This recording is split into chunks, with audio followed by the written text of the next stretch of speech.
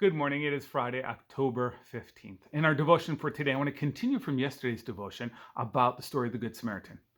We looked at the context, the actual dialogue that led up to this illustration, which is an answer to a man's very important question.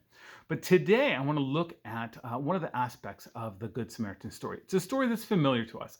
A Jewish man is robbed, he's beaten up, he's left for dead on the side of the road. Several Jewish leaders, political, religious, scholars, priests, go by and they ignore him. And then a Samaritan comes.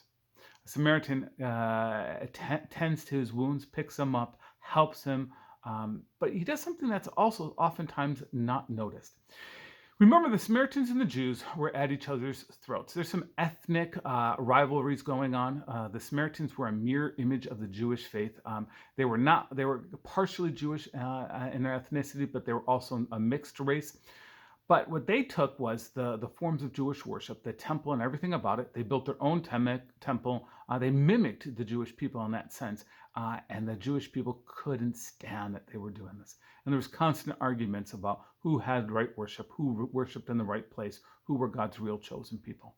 So that's the context. There's a tremendous amount of tension between the two groups. And there's laws that control how you're supposed to touch and interact with one another.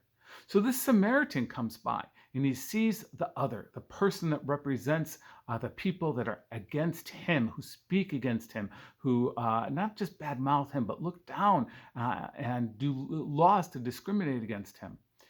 And he has compassion for this man who is very other than he was. He picks him up, he tends to his wounds, but he goes one step further.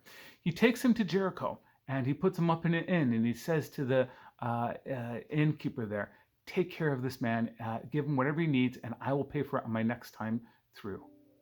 Now, what's amazing about this story is that what we don't understand or we fail to notice is that Jericho is a very Jewish city. There aren't very many Samaritans there. So when he goes in there and he goes into an inn, he's going into an inn filled with Jewish people.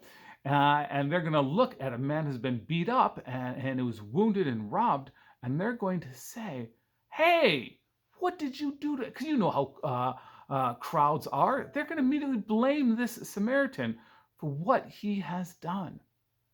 They're going to assume it was him because, of course, he's a Samaritan. And how is this innkeeper going to trust him? He's a Samaritan. Like he's going to pay for this? So he actually does give a little bit money at the beginning to prepay for all of this for a man he doesn't know. We see the amount he's willing to risk, to sacrifice, to give of himself, not just from his plenty or his extra time. He goes out of his way. He disrupts his life so that a stranger can be cared for.